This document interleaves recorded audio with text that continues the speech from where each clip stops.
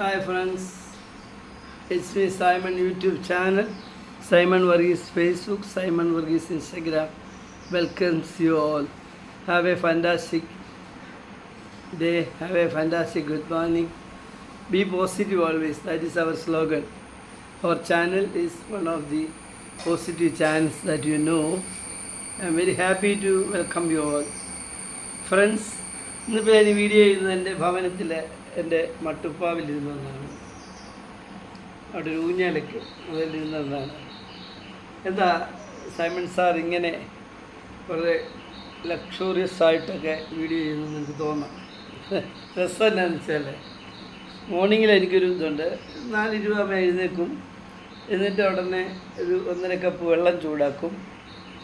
അതിൽ ഇത്തിരി നെയ്യ് ചെറിയ 1-2 തുള്ളി ഒഴിച്ചിട്ട് അത് ഇങ്ങനെ ചെറിയത് കുടിക്കും. അത് സമം വെള്ളം, തണുത്ത വെള്ളം ചേർത്താണ് കുടിക്കും. അങ്ങനെ കുടിച്ചതിന് ശേഷം പ്രഭാത കർമ്മങ്ങൾ കഴിഞ്ഞ് പ്രാർത്ഥന 5 തൊട്ട് 6 മണി വരെ പ്രാർത്ഥനയാണ്. ബൈബിൾ വായിക്കും, അത് എഴുതും. 2-3 വചനം എഴുതും. അത് ഇംഗ്ലീഷ് മലയാളം. പിന്നെ ജപമാലയുടെ 1-2 രഹസ്യങ്ങൾ ചൊല്ലും. പിന്നെ ബാക്കി നടന്നുകൊണ്ടിരിക്കും. ഇതാണ് എൻ്റെ ഒരു രീതി. അങ്ങനെ ചെയ്യാൻ പോയപ്പം ഈ വെള്ളം ഇങ്ങനെ എടുത്ത് വെച്ച് നെയ്യിടാൻ ഞാൻ പോകുമ്പോൾ എനിക്ക് 2 പൂച്ചയുണ്ട്. ഈ നമ്മുടെ എന്താ പറയുക, മിഡിൽ ഈസ്റ്റിൽ നിന്നുള്ളൊരു പൂച്ചയാണ്. നല്ല ഭംഗിയുള്ള പൂച്ച, അനുസരണയൊക്കെ ഉണ്ട്. വീടിനുള്ളിലാണ് വളർത്തുന്നത്. എൻ്റെ മോൾക്ക് ഒരു ഗിഫ്റ്റ് കിട്ടിയതാണ്. അത് ഡോക്ടറാണല്ലോ. അപ്പം അതിനെ ഞങ്ങളിങ്ങനെ നോക്കി പരിപാലിക്കുക. അപ്പം അതിങ്ങനെ ചാടി ഈ വെള്ളത്തിൻ്റെ മുകളിൽ കൂടി ഇങ്ങനെ നിൽക്കുക. അത് എന്തിനോ കണ്ടുകൊണ്ടായിരിക്കും. ഒരു സെക്കൻഡ് അപ്പം ഞാൻ അതിൻ്റെ ശരീരം കൊള്ളായിരിക്കും അതിനെ തട്ടി അത് ഈ വെള്ളം അതെല്ലാം കൂടെ എൻ്റെ കാലേ വീണു. ഞാൻ കാറിപ്പോൾ ചൂട് വെള്ളമല്ലേ. അതുകൊണ്ട് എനിക്ക് രാവിലെ എൻ്റെ പ്രാർത്ഥന കുറച്ച് നേരം ഭംഗപ്പെട്ടു. എനിക്ക് ഭയങ്കര പൊള്ളലാണ്. പിന്നെ വെള്ളമൊക്കെ വെച്ച് തണുപ്പിച്ചു. അപ്പോൾ എൻ്റെ വൈഫ് എന്ന് പറഞ്ഞു ഇച്ചിരി മോയ്സ്ചറൈസിങ് ലോഷൻ പറ്റാൻ ഞാൻ പുരട്ടി. അത് കഴിഞ്ഞ് ഞാൻ ഇച്ചിരി റെസ്റ്റ് എടുത്തു. ഇനി നടക്കാൻ പോകുന്നില്ല എന്ന് വിചാരിച്ചു. ഞാൻ പാൻറ്റൊക്കെ മുട്ടാൻ പറ്റുന്നില്ല, ചെരിപ്പിടാൻ പറ്റുന്നില്ല. പിന്നെ ഞാൻ കുറച്ച് നേരം പ്രാർത്ഥിച്ചു. അപ്പോൾ ആ പ്രാർത്ഥിച്ചപ്പം കിട്ടിയ ഒരു മെസ്സേജ് ഇപ്പോൾ നിങ്ങളോട് പറയുന്നു. ഞാൻ എല്ലാ ദിവസവും രാവിലെ സെൻറ്റ് ആൻ്റണീസിലെ ഫാദർ സെബാസ്റ്റ്യൻ പോത്തുങ്കലിൻ്റെ പ്രാർത്ഥന കേൾക്കും. 6 തൊട്ട് 6, 5, 6, 10 ഇതിനെന്നാ പറയുന്നത്, പ്രഭാത നിങ്ങൾക്കും കിട്ടും. അത് ഇത് cent Antony's pilgrim centre Kottayam അടിച്ചാൽ എല്ലാ ദിവസവും വെളുപ്പിന് 6 മണിക്കാണ്. ഞാൻ US-ലായിരുന്നപ്പോഴും ഇത് കേൾക്കുമായിരുന്നു. അവിടെ അത് 10 മണി തൊട്ട് 12, 1 മണി വരെയൊക്കെയാണ്. അപ്പോൾ അതിൻ്റെ ഒരു രീതിയാണ് കേട്ടോണ്ടിരിക്കും. അത് പിന്നെ US-ലാരും കേൾക്കുമെന്ന് പറഞ്ഞാൽ എല്ലാ മോർണിംഗിലും കേൾക്കുന്നത്, അല്ല ഈ ചൊവ്വാഴ്ചത്തെ പ്രോഗ്രാം മുഴുവൻ കേൾക്കുമായിരുന്നു. അതായത് ഉദ്ദേശിച്ചത്. പിന്നെ സംഭവിച്ചത് കാര്യപ്പുള്ളി ഇത് കഴിഞ്ഞ് അച്ഛൻ്റെ പ്രസംഗം കേട്ടപ്പോൾ എനിക്കിപ്പോൾ നിങ്ങളോട് പറയാൻ തോന്നുന്നൊരു കാര്യം അതാണ്. ആ പ്രസംഗത്തിൽ 3 പ്രാവശ്യം മഹാനായ മനുഷ്യസ്നേഹിയായ ഒരു ലെജൻഡായ VS അച്യുതാനന്ദനെ പറ്റി പറഞ്ഞു. സാധാരണ ഈ കത്തോലിക്ക പുരോഹിതന്മാർ ഇങ്ങനെ ഇടതുപക്ഷക്കാർ, പ്രത്യേകിച്ച് തീവ്ര ചിന്താഗതിയുള്ള മനുഷ്യ സ്നേഹപരമായി പെരുമാറുന്ന ആളുകളെ പറ്റിയൊക്കെ അധികം പറയാറില്ല, ഞാൻ കേട്ടിട്ടില്ല. പക്ഷെ ഈ അച്ഛൻ പറയുന്നു, VS അച്യുതാനന്ദനെ മോഡലായിട്ട് പറയും. 102 വയസ്സിൽ അദ്ദേഹം ജീവിച്ചു. അദ്ദേഹം ഒരു വലിയ മനുഷ്യ സ്നേഹിയാണെന്നൊക്കെ ആദ്യം പറയും. അത് കഴിഞ്ഞ് പിന്നീട് പ്രസംഗം നീണ്ടു പോകുമ്പോൾ അതിനകത്ത് വീണ്ടും പറയുന്നു, അദ്ദേഹത്തിൻ്റെ അച്ഛനമ്മമാർ വളരെ ചെറുപ്പത്തിൽ മരിച്ചുപോയി. അപ്പോൾ ഒരു നൂല് സൂചി എടുത്തു കൊടുത്തു. അവിടെ നിന്ന് അച്ചടക്കത്തോടെ വളർന്ന് കേരളത്തിൻ്റെ മുഖ്യമന്ത്രിയായത്. അപ്പോൾ സ്പൂണുമായിട്ട് എന്താ പറയുക, സിൽവർ സ്പൂണുമായിട്ട് ജനിക്കുന്നവരല്ല, അധ്വാനിച്ച് സ്മാർട്ടാകുന്നവരാണ് ഇങ്ങനെയൊക്കെ വരുന്നതെന്ന് പറഞ്ഞു. മൂന്നാമത് പറഞ്ഞത് എന്താണെന്നറിയോ, അതായത് എന്നെപ്പറ്റി എല്ലാം പലരും പറയും ഞാനൊരു കത്തോലിക്ക പുരോഹിതൻ ഇതുപോലെ അൾത്താരയിൽ നിന്ന് ഒരു കമ്മ്യൂണിസ്റ്റ് നേതാവിനെ പറ്റി പറയുന്നു എന്ന് പറയും. പക്ഷേ അത് പറഞ്ഞോട്ടെ. അതായത്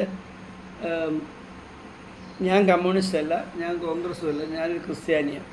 പക്ഷേ അദ്ദേഹം ഒരു ലെജൻഡാണെന്നുള്ള ആ ഒരു നല്ലൊരു സ്പീച്ചായിരുന്നു. ഞാനത് ഓർത്ത് പോവുകയായിരുന്നു. സാധാരണ നമ്മളെല്ലാം ആരുടെ കൂടെയാണ് നിൽക്കുക? വിജയിച്ചവരുടെ കൂടെയാണ് നിൽക്കുക, അല്ലേ? കഴിഞ്ഞ 10 വർഷക്കാലം LDF ഗവൺമെൻറ് വിജയിച്ച് ഭരിച്ചു എന്നുള്ളത് സത്യം തന്നെ. എന്നാൽ ഇപ്പോഴോ അത് വളരെ പരിതാപകരമായി പരിതാപമല്ല, ജനകീയ കോടതിയിൽ 5 വർഷം മാറി നിൽക്കുക, ഞങ്ങൾ നോക്കട്ടെ എന്ന് പറഞ്ഞ് പുതിയൊരു ടീമിനെ കയറ്റി വിട്ടിരിക്കുക അല്ലേ. ഈ സന്ദർഭത്തിൽ ആ ടീമിൻ്റെ ഭൂരിപക്ഷം കേട്ടില്ലേ, ഭയങ്കര ഭൂരിപക്ഷം അല്ലേ. പ്രതിപക്ഷത്ത് MLA തന്നെ കുറവാണ്.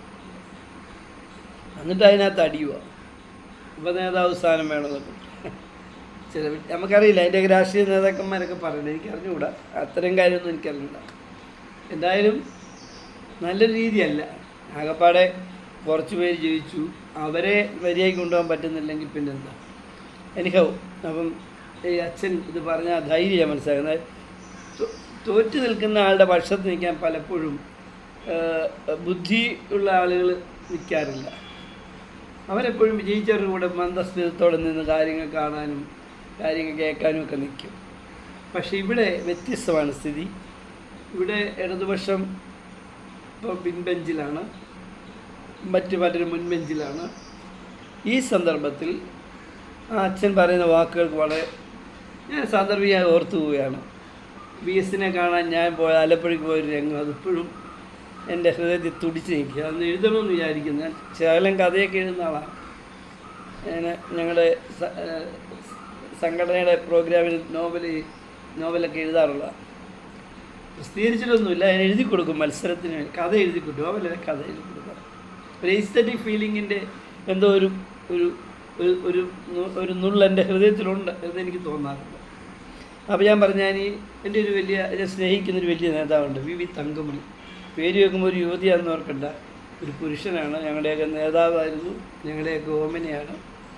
VV തങ്കമണി എന്നെ വിളിക്കുകയാണ്, സൈമൺ എവിടെയാണെന്ന് ചോദിച്ചു. ഞാനപ്പോൾ എൻ്റെ മോർണിംഗ് വോക്കിലാണ്, 8 മണി കഴിഞ്ഞു.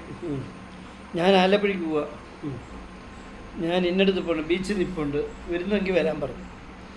VS കാണാൻ നിൽക്കാതെ. ഞാൻ പറഞ്ഞു എപ്പോൾ വരുമെന്ന് ചോദിച്ചു. ഞാൻ പറഞ്ഞു ഞാൻ 10:30 വരും. പുള്ളി ഓർത്ത് ഞാൻ കാറെടുത്തു, പക്ഷേ റോഡെല്ലാം ബ്ലോക്കാണല്ലോ, ഞാൻ ബസ്സിനാണ് പോയത്. പക്ഷേ 10-10:30 വരുന്നതായപ്പോൾ ഞാൻ അവിടെ ചെന്നപ്പോൾ ഇവിടെ പുള്ളി ഒരു ജനക്കൂട്ടത്തിലിട നിൽക്കുക. ഞാൻ പിന്നെ എൻ്റെ സ്വതസിദ്ധമായ ശൈലിയൊക്കെ പ്രയോഗിച്ച് ഞാൻ മുന്തിത്തള്ളി ഫ്രണ്ടിൽ ചെന്നു, സാറിനെടുത്തു. ഞങ്ങൾ ഒരേ നിപ്പ് നിൽക്കുക. ആ നിപ്പ് ഉച്ചഭക്ഷണമില്ല, ചായ എപ്പോഴും കുടിക്കുന്നത്, ആ ചായ കുടിച്ചില്ല. 7:30 ആയപ്പോഴാണ് VS ഭൗതിക ശരീരം അവിടേക്ക് കൊണ്ടുവന്നു. ഞാൻ കണ്ടിറങ്ങുമ്പോൾ 8:30 ഈ സമയം അത്രയും വെള്ളം കുടിച്ചോ, ചായ കുടിച്ചോ, മണ്ണ് കഴിച്ചോ, ഒന്നും കഴിച്ചിട്ടില്ല. മൂത്രം ഒഴിക്കാൻ പോലും പോയിട്ടില്ല. ആയിരക്കണക്കിന് ജനം നിൽക്കുന്നിടത്തേക്ക് മൂത്രം ഒഴിക്കാൻ. പക്ഷേ ആ ലെജൻഡ് അന്ന് ഞാൻ എൻ്റെ ഹൃദയത്തിൽ ഇതാണൊരു ജീവിതം. VS സച്ചിദാനന്ദൻ്റെ ആ ജീവിതമാണ് ഒരു ജീവിതം. മുഖം നോക്കാതെ, പണക്കാരനാണോ പാവപ്പെട്ടവനാണോ നോക്കാതെ, നീതിയുടെ ഭാഗത്ത് ശക്തമായി നിലനിർപ്പിച്ചൊരു മനുഷ്യനാണ്. അതുപോലെ തന്നെ ഒരാളാണ് നമ്മുടെ AK ആൻ്റണിയും നമ്മുടെ സുധീരൻ, VM സുധീരൻ.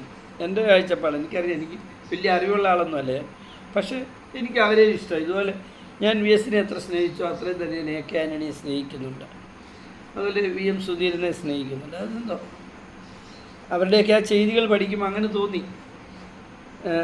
എന്നേ ഉള്ളൂ. നീതി നിയമം വിട്ട് അവരാരും പെരുമാറിയതായിട്ട് നമ്മുടെ ചരിത്രത്തിലില്ല. അതുകൊണ്ടാണ്. ഓക്കെ. ഇപ്പോഴും പഞ്ചാബിൽ ചെന്നാൽ പല കർഷക കുടുംബത്തിലും AK ആൻ്റണിയുടെ ഫോട്ടോ ഫ്രെയിം ചെയ്ത് വെച്ചിട്ടുണ്ടെന്നാണ്.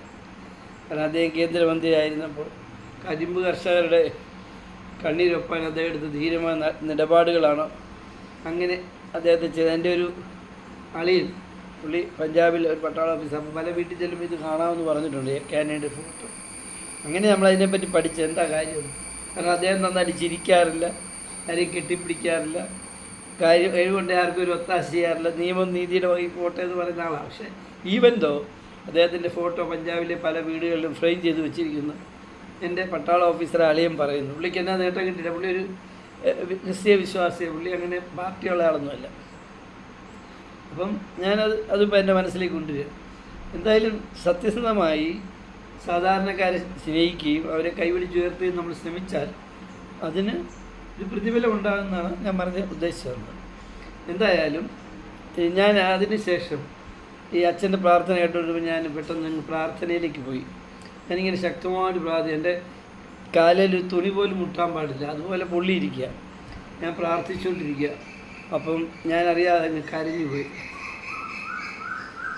പ്രാർത്ഥിക്കാനിടയ്ക്ക് അത് കഴിയുമ്പോൾ എൻ്റെ കാലിൽ നിന്ന് ഈ മുട്ടിനായി പുള്ളിയിരിക്കുന്നത് 2 കാലും എന്തോ ഇങ്ങനെ ഇറങ്ങി പോകുന്നതായിട്ട് തോന്നി. അതിങ്ങനെ ഇറങ്ങി അങ്ങ് കംപ്ലീറ്റ് പോയി.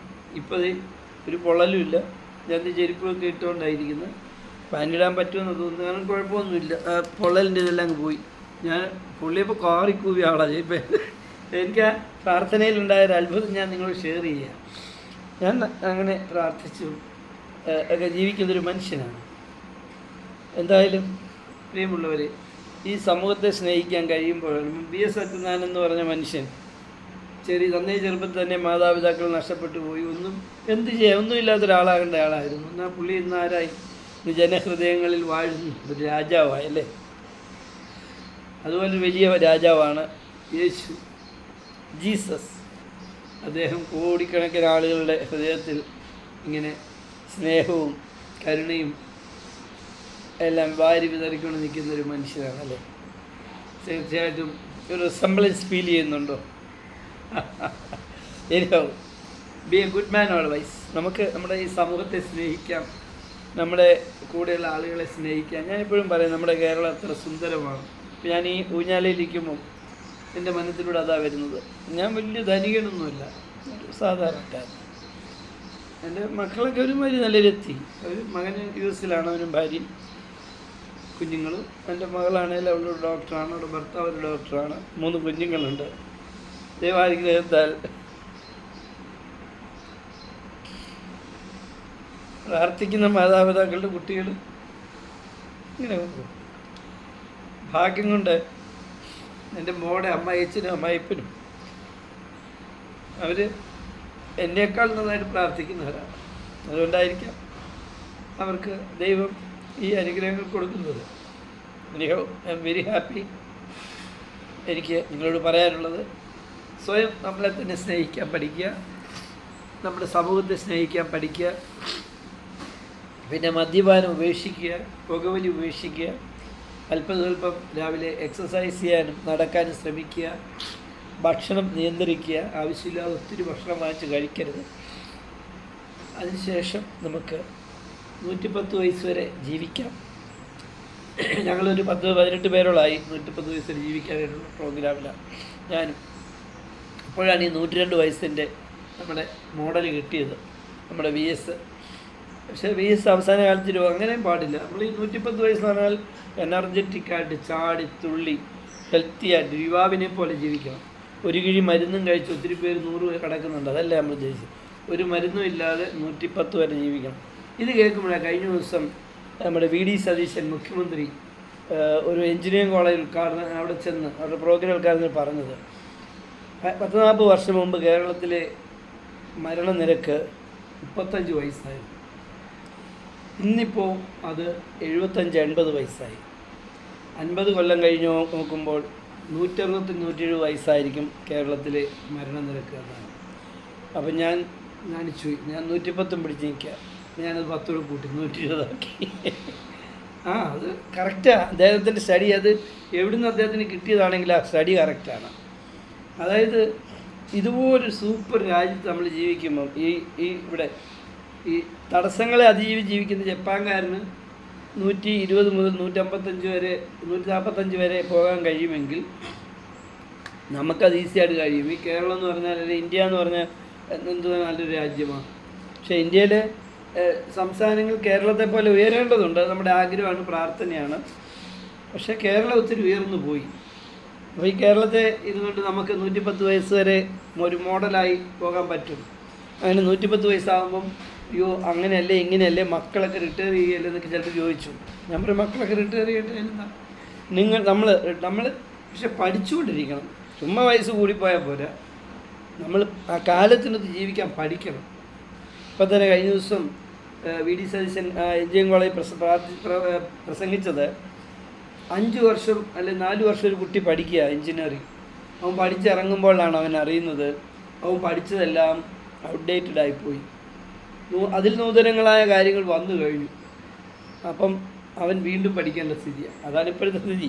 അതായത് ഓരോ ദിവസവും നമ്മുടെ ലോകം മാറിക്കൊണ്ടിരിക്കും. കഴിഞ്ഞ ദിവസം ഞാനൊരു ജേർണൽ വായിച്ചപ്പോൾ മനസ്സിലായത്, ഈ ഈ രോഗങ്ങൾക്ക് ഇപ്പം മരുന്ന് ഇപ്പം കീമോതെറാപ്പി ചെയ്യുമ്പം ആ കീമോതെറാപ്പി ചെയ്യുമ്പോൾ എന്താ ശരീരത്തെ ആകെ അങ്ങോട്ട് വന്നിട്ട് അതിൽ നിന്നാണ് കാര്യങ്ങൾ നടക്കുന്നത്. പക്ഷേ ആർട്ടിഫിഷ്യൽ ഇൻ്റലിജൻസിന് വന്നു കഴിഞ്ഞപ്പം എൻ്റെ സ്റ്റഡീസ് പൂർത്തിയായിക്കൊണ്ടിരിക്കുകയാണ്. ഈ പർട്ടിക്കുലർ ക്യാൻസറസ് ആയിട്ടുള്ള അണുക്കളെ മാത്രം നശിപ്പിക്കുന്ന രീതിയിൽ കാര്യങ്ങൾ മാറിക്കൊണ്ടിരിക്കുകയാണ്. അതുപോലെ അനസ്തേഷ്യയുടെ ആവശ്യമില്ലാതെ ഓപ്പറേഷൻ അതീവ ലളിതമായിക്കൊണ്ടിരിക്കുകയാണ്. കാലങ്ങൾ മാറുകയാണ്, നമ്മുടെ ലോകവും മാറുക. അപ്പോൾ നാം നമ്മുടെ ശരീരത്തെ അല്പം സ്നേഹിക്കാനും അതിനാവശ്യമായതൊക്കെ മിതമായി കൊടുക്കാനും അതുപോലെ തന്നെ മറ്റുള്ളവരെ സ്നേഹിക്കാനും ഒക്കെ നമുക്ക് കഴിഞ്ഞാൽ 110 വയസ്സെന്ന് പറയുന്നത് 120 വയസ്സെന്ന് പറയുന്നൊരു വയസ്സല്ല. നമുക്കതിന് ശ്രമിക്കാം. ഈ സുന്ദരമായ രാജ്യത്ത് മദ്യപാനം, പുകവലി നമുക്ക് ആവശ്യമുള്ള സാധനമല്ല. നമ്മുടെ ലങ്സിനെ 4000 സെൽഷ്യസിൽ കൊടുക്കുന്ന പുക കൊണ്ട് പൊള്ളിച്ചിട്ട് കിട്ടുന്ന, നമ്മുടെ ശരീരത്തെ പൊള്ളിച്ചിട്ട് കിട്ടുന്ന സുഖമാണ് ഈ പുകവലി കൊണ്ട് കിട്ടുന്നത്. അതിൻ്റെ ആവശ്യമുണ്ട്, അത് വേണ്ടാന്ന് വെക്കണം. അതുപോലെ മദ്യം നമ്മുടെ പ്രജ്ഞയൊക്കെ എടുത്തിട്ട് എന്ത് സുഖമാണ് മാഷേ. നിങ്ങളുടെ ബുദ്ധിയെ മദ്യപിച്ച് ബുദ്ധിയെ കെടുത്തിയിട്ട് നിങ്ങളെന്തോ ഒരു അവാച്യമായ എന്തോ ചിലർക്ക് അവാച്യം, ചിലർക്ക് പ്രേമം, ചിലർക്ക് കരച്ചിൽ, ദുഃഖം, വല്ല കാര്യമുണ്ടോ? സ്വന്തം കാലം നിൽക്കുക. ആ കാശുമായിട്ട് ഈ 1000 രൂപ കൊടുത്തൊരു കുപ്പി മേടിക്കുന്ന കാലത്ത് പോയി ഒരു ശകലം നല്ല ഭക്ഷണമൊക്കെ വാങ്ങിച്ച്, അല്ലെങ്കിൽ ഭാര്യയും കുട്ടികളെയും കൊണ്ട് പുറത്തോട്ട് പോയി ഒരു നല്ല ഹോട്ടലിൽ പോയി ഒരു ഭക്ഷണമൊക്കെ മേടിച്ചു കൊടുത്ത് ആ കുഞ്ഞുങ്ങളുടെ മുഖത്ത് വിരിയുന്ന ആ സ്നേഹ സന്തോഷമുണ്ടല്ലോ, അത്രയും ലഹരി ഉണ്ടോ മറ്റൊന്നിനും? അതുകൊണ്ട് നിങ്ങൾ മക്കളെ വിളിച്ച് ഹോട്ടലിലൊക്കെ പോകണം. നല്ല ഹോട്ടലിലൊക്കെ പോയി ഒരു നല്ല ഹോട്ടലിലൊക്കെ നല്ല ഐഡിയയിലൊക്കെ നല്ല ഫുഡാണെന്നാണ് പറയുന്നത്. ഒരു പരമ്പരാഗതമായ ഹോട്ടലാണ്, പക്ഷെ നല്ല ഫുഡാണ്. അവിടെ പോയൊരു ചിക്കൻ ഫ്രൈഡ് റൈസൊക്കെ വാങ്ങിച്ച് ഭാര്യയും മക്കളുമായിട്ട് കഴിച്ച് എന്നാലോചിച്ച് ആ കിട്ടുന്ന സന്തോഷം. നിങ്ങൾ ഏതെങ്കിലും ഇരുളടഞ്ഞ ഒരു മുറിയിൽ പോയിരുന്ന് ഈ ബ്രാൻഡി മേടിച്ച് കൂട്ടുകാരെ വിളിച്ച് നാട്ടിലെ നുണയും കുറ്റവും പറഞ്ഞ് എന്ത് കിട്ടാനാണ്? 6 മണിക്കൂറാകുമ്പോൾ അത് ഇറങ്ങിപ്പോവും. റമ്മാണെങ്കിൽ 2 മണിക്കൂർ, ബ്രാൻഡി ആണെങ്കിൽ 4 മുതൽ 5 മണിക്കൂർ, ബിസ്കി ആണെങ്കിൽ 6 തൊട്ട് 8 മണിക്കൂർ മുതൽ 10 മണിക്കൂർ വരെ. അത്രേ ഉള്ളൂ. അത് കഴിഞ്ഞാൽ വീണ്ടും നിങ്ങൾ സാധാരണക്കാരനായി. നിങ്ങളുടെ കടബാധ്യത തീർക്കാൻ വെള്ളം അടിച്ചിട്ട് 10 മണിക്കൂറിന് വേണ്ടിയാണോ കടബാധ്യത? ഒന്നുമല്ല. നിങ്ങൾ മദ്യപിക്കാതിരുന്ന് നിങ്ങളുടെ ഭാര്യയും കുഞ്ഞുങ്ങളായിട്ട് പ്രാർത്ഥിച്ച് നിങ്ങളുടെ ലക്ഷ്യബോധത്തോടെ ചിന്തിച്ച് നിങ്ങൾക്ക് അതിനെ അതികടക്കാനുള്ള ഒരു മാർഗം ദൈവം കാണിച്ചു തരും. ഈ ലോകത്ത് എത്രയോ പേരങ്ങനെ, ഞങ്ങളൊന്നും ഒരു തരത്തിലുള്ള കാര്യത്തിൽ ഒരാളുടെ മുമ്പിലും കൈനീട്ടേണ്ട സ്ഥിതി ഇതുവരെ വന്നിട്ടില്ല. എന്താ, ഞാൻ വലിയ കോടീശ്വരനൊന്നുമല്ല, പക്ഷെ ദൈവം നമ്മളെ നടത്തുകയാണ്. അപ്പം പ്രാർത്ഥനയോടുകൂടി നിങ്ങൾ നിങ്ങളുടെ കുടുംബത്തെ സ്നേഹിച്ച് മുമ്പോട്ട് പോയി ആ കിട്ടുന്ന ലഹരി ഞാൻ പലപ്പോഴും കണ്ടിട്ടുണ്ട്. നമ്മൾ കുഞ്ഞുങ്ങളൊക്കെ ആര് പോയി കഴിയുമ്പോൾ അവർ ആ ചിക്കനും KFC ചിക്കൻ വേണം, ആ ചിക്കൻ പിടിച്ചു കൊടുക്കും, അതേ പിടിച്ച് കടി അത് നമ്മളിതൊക്കെ ഇടയ്ക്കൊക്കെ നോക്കി ചിരിക്കും. ഗ്രേറ്റ്ഫുൾ ഗ്രാൻഡ് ഡാഡ്, ഗ്രേറ്റ്ഫുൾ ഇതൊക്കെ അവരുടെ feeling. You must see that, enjoy that. Thank you Jesus for giving such an opportunity and situations for me. അല്ലേ, every moments we must pray to god almighty. Okay, all the best. Have a fantastic positive day. VS അച്യുതാനന്ദനെ പറ്റി ഞങ്ങളെ father monsignor reverend father Sebastian Bothinkal ഇന്ന് രാവിലെ നടത്തിയ ഒരു പ്രാർത്ഥന, ലഘു പ്രാർത്ഥനയായിരുന്നു. അതിനകത്ത് പറഞ്ഞ ആ ഒരു 3 സന്ദർഭത്താണ് ഇന്ന് വീഡിയോ ചെയ്യാൻ എനിക്ക് ഒരു പ്രയോജനമായത്. Okay, have a fantastic positive day. Be positive always. Okay, say no to tobacco, say no to alcohol, say no to more food, little eat. നമുക്ക് ആവശ്യം ഹാഫ് ഫുഡ്. ജപ്പാൻകാർ ഭക്ഷണം കഴിക്കാൻ പകുതി വയറേ കഴിക്കത്തുള്ളൂ, എങ്കിലും അവിടെ എല്ലാം ഭംഗിയായിട്ട് നടക്കും. ഒത്തിരി ഫുഡ് കഴിക്കരുത്. Okay, all the best. Once again have a fantastic positive day. Thank U.